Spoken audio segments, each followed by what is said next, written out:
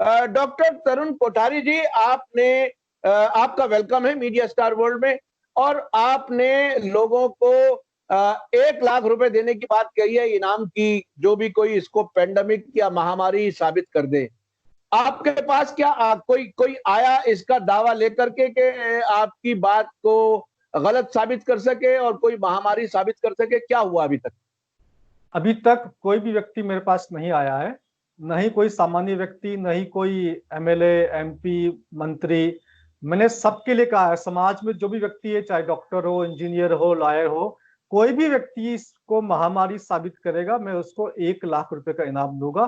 परंतु बड़े आश्चर्य की बात है कि पूरे देश में ये बात, मेरा संदेश जा चुका है, अभी तक एक भी व्यक्ति यह कहने के लिए नहीं आया कि ये महामारी है, मैं साबित करूंगा।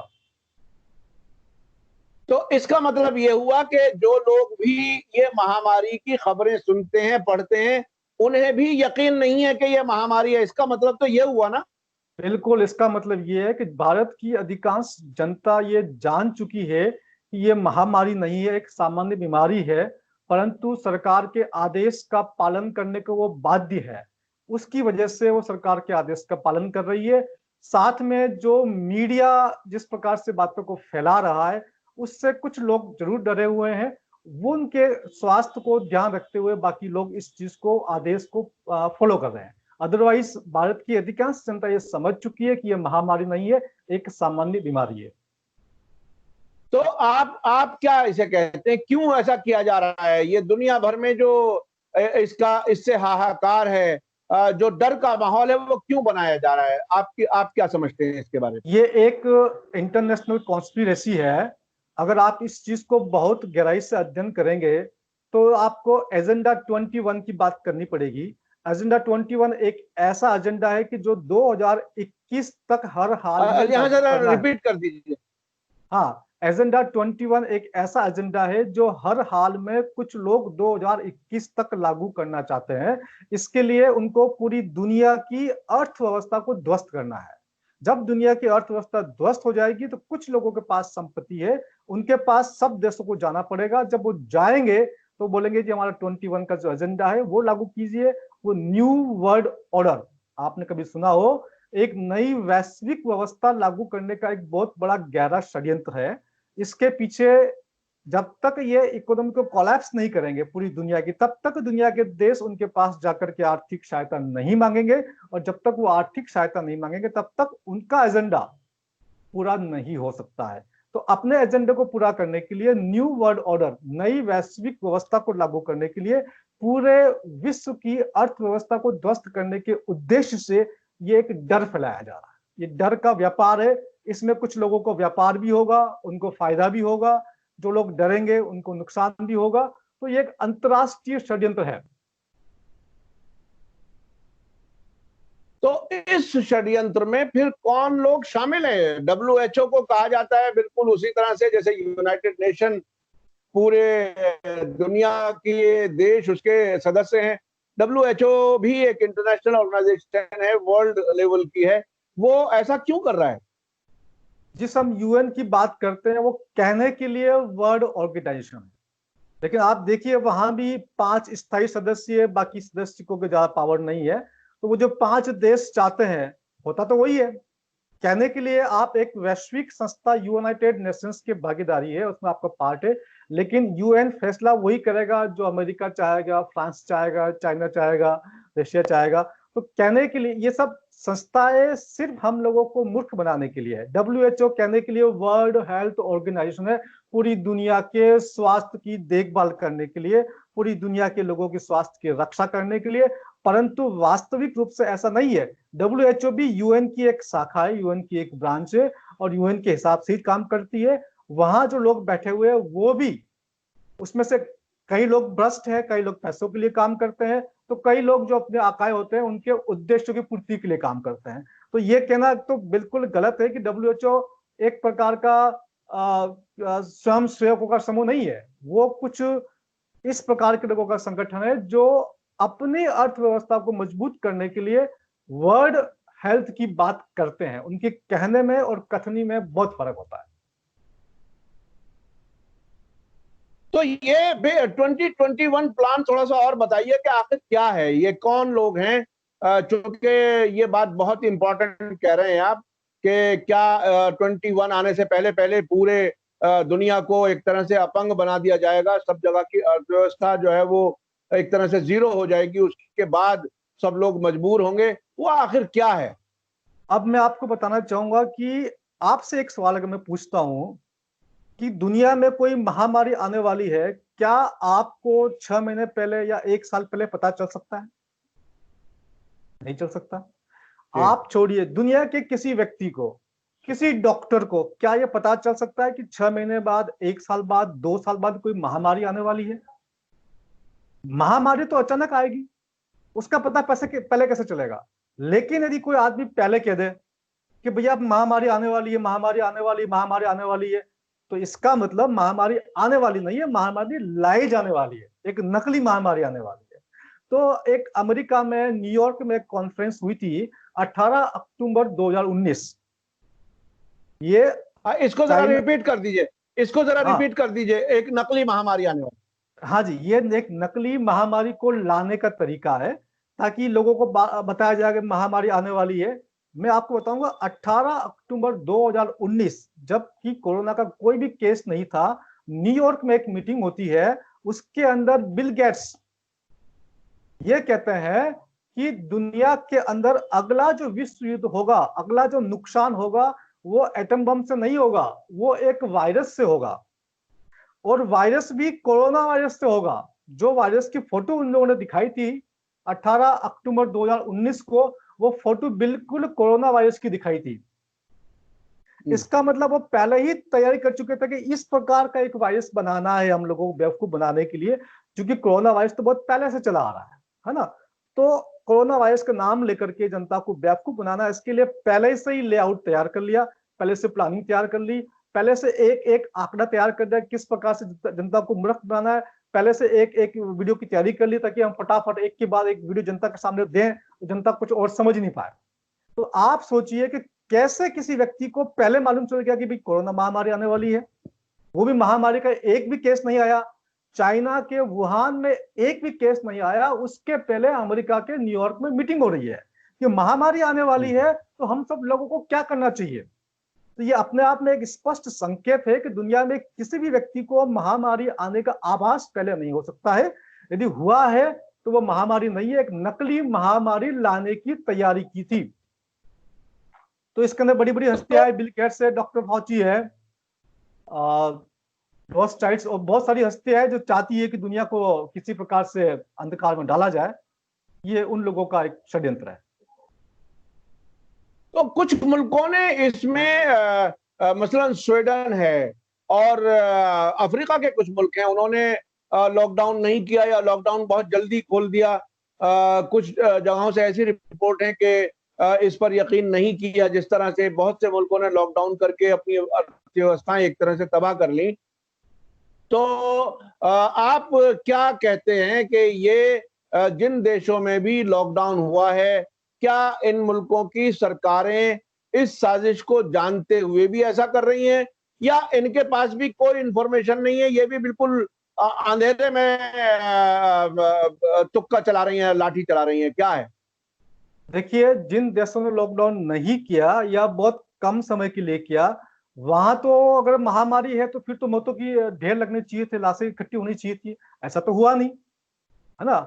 हम लोगों ने लॉकडाउन तब किया जब हमारे पास 500 केस थे, और आज हमारे पास 6 लाख केस है, तो हम लोगों ने लॉकडाउन की और हम खोलते जा रहे हैं। तो इस खोलने के बाद इसके उसके हिसाब से अगर देखा जाए तो अब तक तो बहुत कुछ महामारी फैल जानी चाहिए थी, बहुत सारे लोगों की मृत्यु होनी चाहिए, पर ऐसा तो कुछ हुआ नहीं। तो ये बात बड़ी स्पष्ट है कि लॉकडाउन की आवश्यकता बिल्कुल नहीं थी। अब यहाँ पर ये जो सवाल आपका है कि क्या सरकारें इसमें शामिल है, क्या सरकार को जानकारी थी इस बारे में पहले से, या तो सरकार इसमें शामिल है, उनको पहले से पता है कि भाई ये स्थिति आने वाली है। एक अंतरराष्ट्रीय प्रेशर ग्रुप जो सरकार के ऊपर बनाया गया, उसकी वजह से उन लोगों ने लॉकडाउन किया कि भाई डब्ल्यूएचओ कह रहा, डब्ल्यूएचओ कह रहा, डब्ल्यूएचओ कह रहा। आप डब्ल्यूएचओ को फॉलो क्यों कर रहे हैं? आप अपने वैज्ञानिकों की बात कीजिए, अपने डॉक्टर्स की बात कीजिए, उनकी राय लीजिए, समाज के बाकी लोगों की राय लीजिए, क्योंकि जो पॉलिटिशियंस होते हैं वो किसी फील्ड के एक्सपर्ट नहीं होते हैं।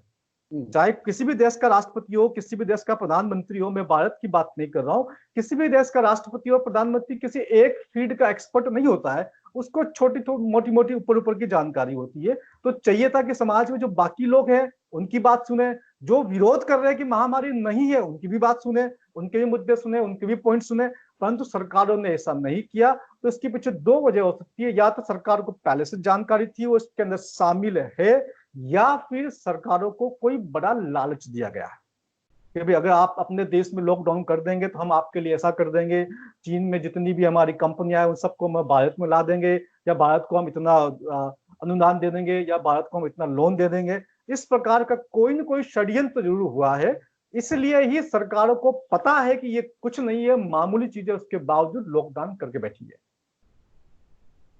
अच्छा, आप ये बताइए कि जो नेचुरोपैथ हैं या योगा के एक्सपर्ट हैं या दूसरे जो इंडियन पैथीज हैं, और उनके लोग तो ये बात कहते रहे हैं, कई कई लोगों ने कही है, आप एमबीबीएस हैं, एमडी हैं, आप जैसे जो एलोपैथी वाले डॉक्टर हैं वो आमतौर पर जो कुछ भी हो रहा है उसे ठीक ही समझ रहे हैं, या ऐसा लगता है कि वो खामोश हैं? आखिर आप अलग सोच कहां से आपकी आई? क्या क्या वजह है कि आपको ये बिल्कुल अलग अपनी एक राय इस हद तक कि आप 1 लाख रुपए देने की बात कह रहे हैं, ऐसा क्यों हुआ?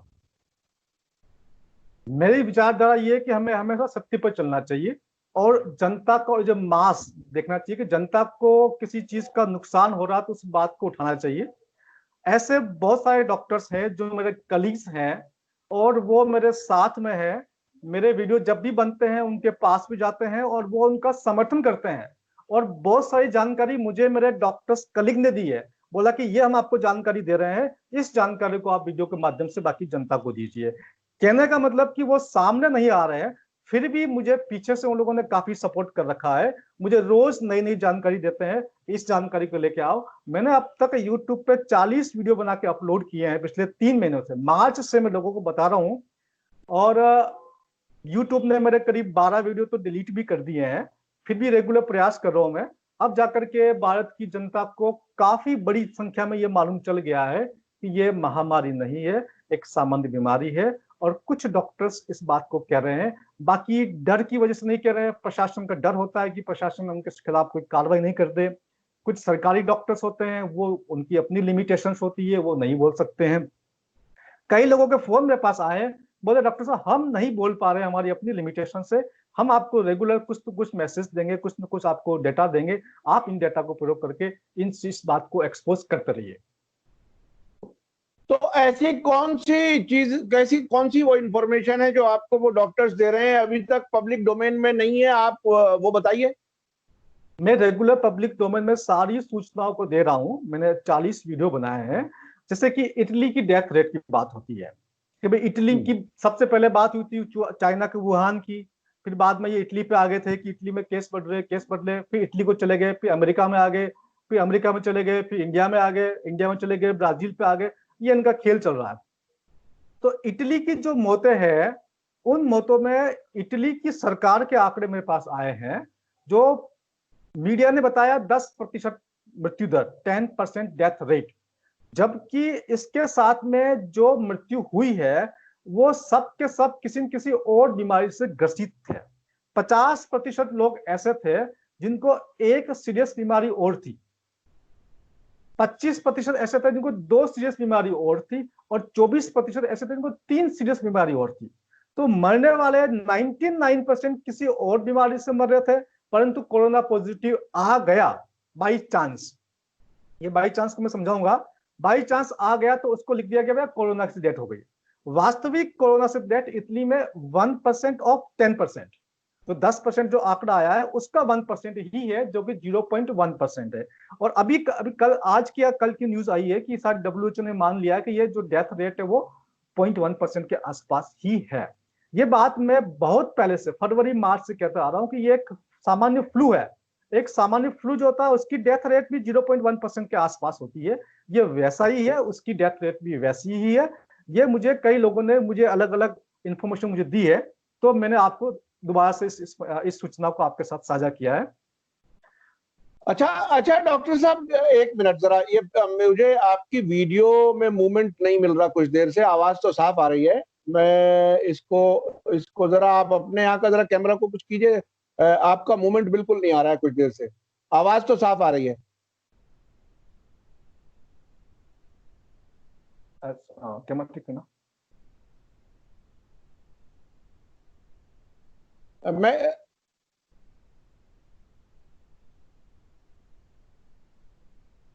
हाँ हाँ, बीच में वीडियो का आपका मूवमेंट कम आ रहा था, आवाज चलिए, साफ आ हाँ रही थी। ठीक ठीक ठीक है। आगे हाँ। अच्छा, तो अब आपका आगे एक्शन प्लान क्या है? किस तरह से आप क्या आपको किसी तरह से कहीं सरकार की तरफ से या किसी तरफ से कोई दबाव आया अभी तक, या किसी तरह से कोई प्रेशर आप पर आया कि आप ऐसा ना करें, या आप क्या आपके अपनी एक तरह से ये सब करने के साथ साथ किस सिचुएशन से आप गुजर रहे हैं? मैंने भारत सरकार को मार्च अप्रैल मई 3 महीने में कम से कम 6-7 बार मेल किया मैंने, और भारत सरकार को मैंने बताया कि भाई ये इस प्रकार से महामारी नहीं है, एक सामान्य बीमारी है, हमारे अपने व्यूज है, अगर आप कुछ समय दें हमें तो हम भी आकर के अपने व्यूज को बताना चाहते हैं। लेकिन भारत सरकार ने मेरे किसी ईमेल का जवाब नहीं दिया। मैंने देश के सभी राज्यों के मुख्यमंत्री को ईमेल किया, देश के सभी राज्यों के चीफ सेक्रेटरी को ईमेल किया, तमाम मीडिया हाउस को मैंने ईमेल किया। कहीं से किसी ने कोई फोन करके नहीं पूछा, किसी ने ईमेल का जवाब नहीं दिया। इस बात से यह संकेत बहुत ही स्पष्ट है कि उनको सब कुछ पता है। अगर उनको नहीं पता होता, कोई नई जानकारी सामने आती, तो इतने सारे लोग, कम से कम 150 लोगों को हमने ईमेल किया, जिसमें मीडिया हाउसेस भी है, राष्ट्रपति है, प्रधानमंत्री है, मुख्यमंत्री है, चीफ सेक्रेटरी है। इसके बावजूद किसी ने भी जवाब नहीं दिया, किसी ने भी फोन नहीं किया, किसी ने ईमेल का रिप्लाई नहीं किया। ये बहुत ही स्पष्ट तथ्य है कि उनको सब कुछ पता है कि ये मामूली बीमारी है, और वो जानते हैं कि डॉक्टर तरुण कोठारी आज नहीं तो कल साबित होगा, इसलिए वो मेरे खिलाफ कोई ऐसा एक्शन लेने की स्थिति में नहीं है। फिर भी चूंकि मेरा अपना एक व्यक्तिगत सिद्धांत है कि सत्य का साथ मैं नहीं छोड़ सकता, इसलिए कोई भी परिस्थिति हो, कैसी भी परिस्थिति हो, कितनी भी विपरीत परिस्थिति हो, मैं जनता को जागरूक करने का अपना प्रयास बराबर जारी रखूंगा। अच्छा, ये जो इंटरनेशनल कॉन्स्पिरेसी की आपने बात कही, देखिए, मैं एक जर्नलिस्ट के तौर पर कुछ चीजें, इंटरनेशनल अफेयर्स का मेरा अपना एक एरिया ऑफ एक्सपर्टीज है, और जी मैं अक्सर ये बात कहता रहता हूं कि देशों के अंदर गड़बड़ी कराना या देशों के बीच में दुश्मनी पैदा करना, ये सब उन लोगों के, उन मुल्कों के फायदे की चीज होती है जो हथियार बेचते हैं। अभी अभी भारत चीन के बीच में टेंशन हुई, रूस ने बहुत बड़े हथियार हमें भेज, तो ऐसे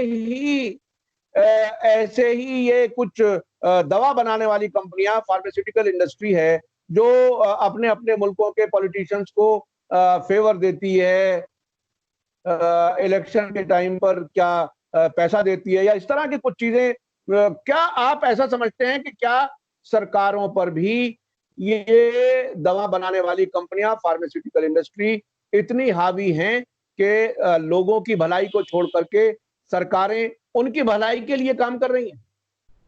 ये बहुत बड़ा महत्वपूर्ण सवाल है। हम अधिकांश देशों में लोकतंत्र चल रहा है। लोकतंत्र का अर्थ है कि भाई एक पार्टी, दो पार्टी, चार पार्टी चुनाव लड़ती है। अब सवाल ये है कि पॉलिटिकल पार्टी के पास फंड कहां से आता है चुनाव लड़ने के लिए, बड़ी बड़ी रैली करने के लिए, चाहे पार्टी भारत की हो चाहे वो अमेरिका की हो, फंड तो कहीं से लाना पड़ेगा। जो व्यक्ति या जो संगठन या जो उसको फंड करता है, उस संगठन की उनको बातों को मानना पड़ता है। तो अमेरिका के जो डेमोक्रेसी है, कहने के लिए डेमोक्रेसी है, परंतु वहां भी जो फंडिंग होती है वो बड़ी बड़ी फार्मास्यूटिकल कंपनी करती है। अमेरिका की पॉलिटिकल पार्टी की सबसे अधिक फंडिंग फार्मास्यूटिकल कंपनी करती है, और वहां की फार्मास्यूटिकल कंपनीज और वहां की जो फार्मा इंडस्ट्री और वहां का जो मेडिकल सिस्टम है अमेरिका का, हमें लगता है कि अमेरिका बहुत विकसित देश है, वहां सब कुछ अच्छा होगा।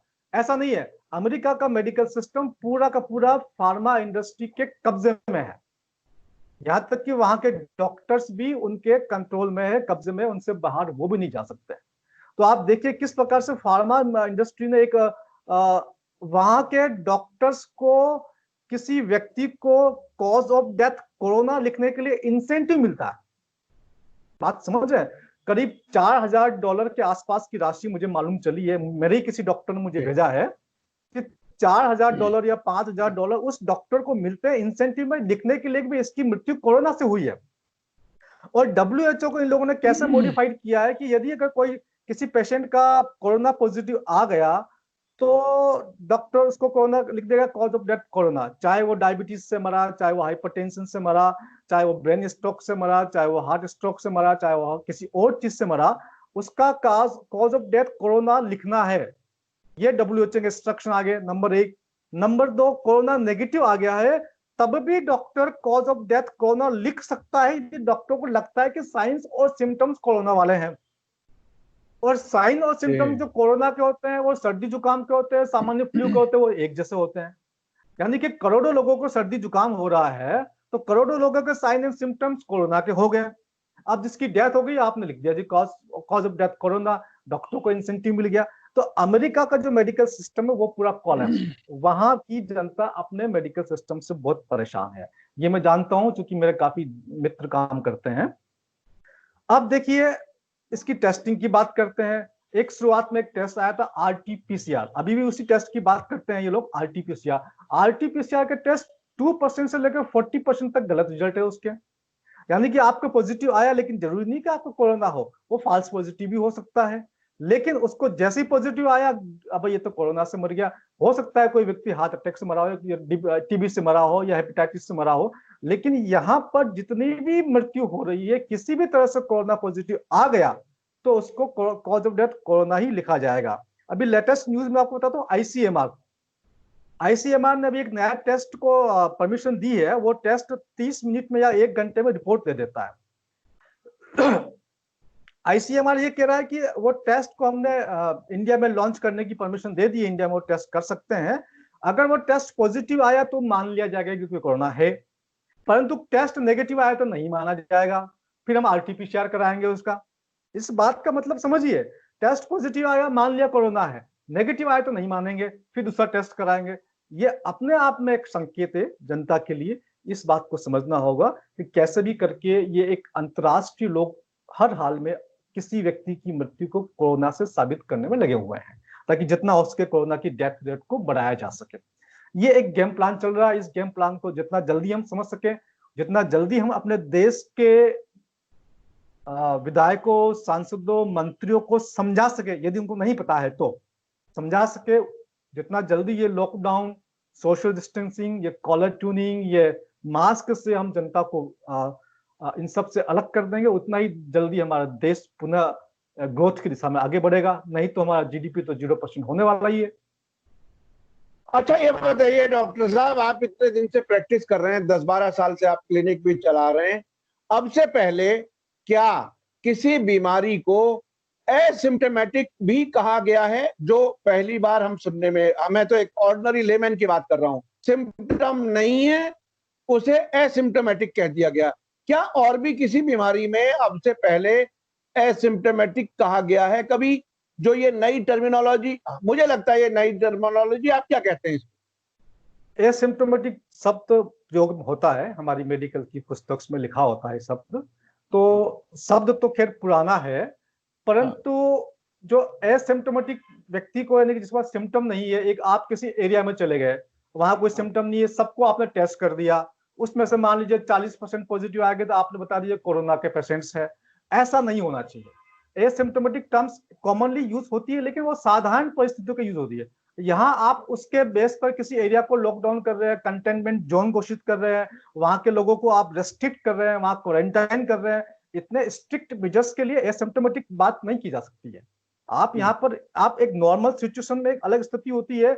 नॉर्मल सिचुएशन में मैंने आपको कोई दवाई लिख दे दी आपको, और दवाई आपने 5-7 दिन खा ली, हो सकता है बीमारी कोई और थी, दवाई किसी और चीज की दे ली, आपने 5-7 दिन खा ली, कोई बात नहीं।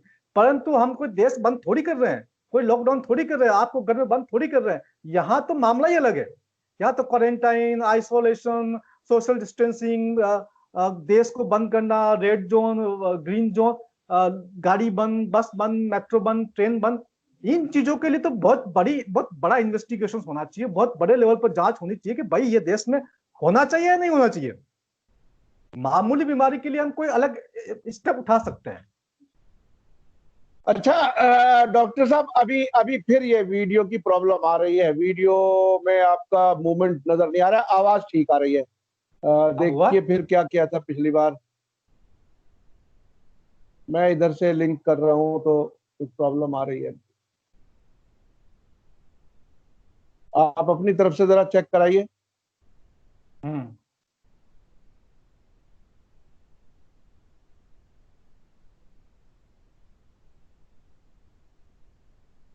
हाँ, अब शायद ठीक हो गया। हाँ बस मैं आखिरी सवाल करता हूँ। जी। बीच बीच में ऐसा लगता है कि वो फ्रीज हो गई है बिल्कुल पिक्चर। मुझे हो उम्मीद है सकता कि है। रिकॉर्डिंग शायद ठीक हो जाए।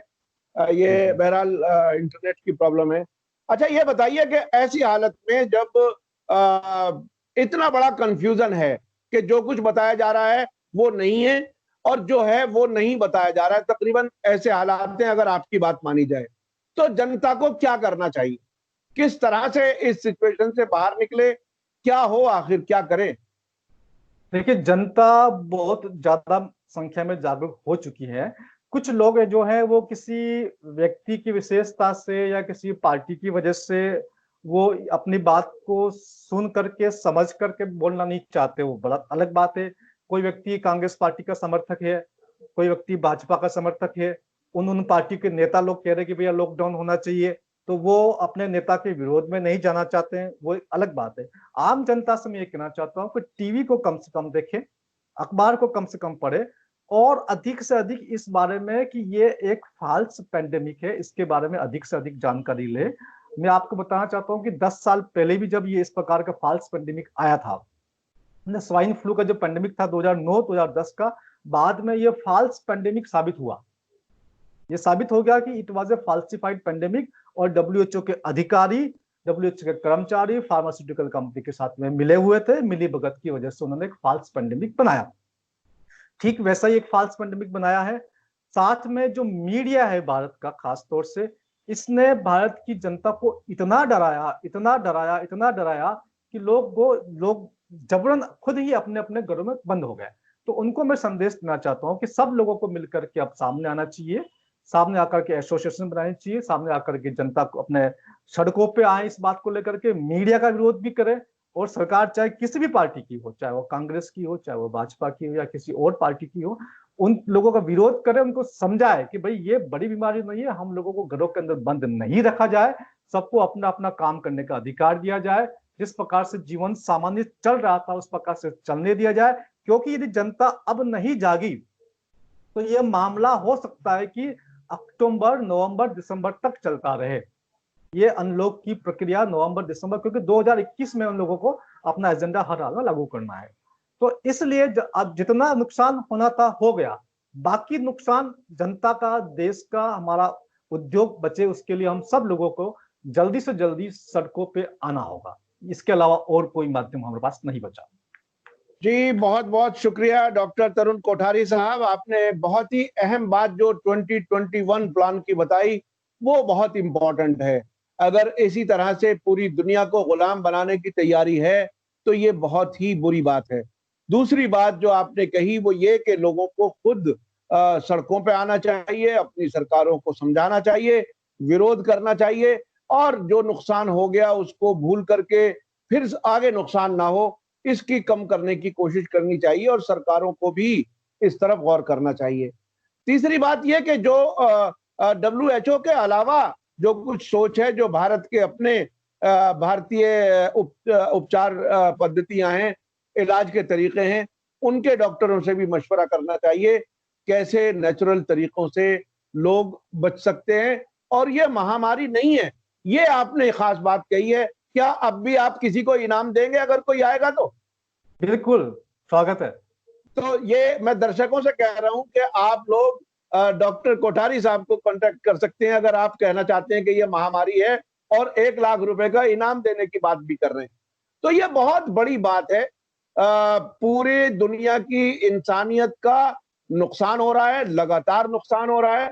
और अगर ये लॉकडाउन आगे बढ़ता रहा तो ये नुकसान और बढ़ेगा, मल्टीप्लाई होगा। लोग भूखे मर रहे हैं, लोगों के पास रोजी नहीं है, बेरोजगारी है। इस सब हालत से निकलने के लिए शायद ये डॉक्टर कोठारी साहब की जो सोच है उस पर संजीदगी से गौर करने की जरूरत है। इसी के साथ मुझे दीजिए इजाजत। धन्यवाद, शुक्रिया। जय भारत, जय हिंद। जय भारत।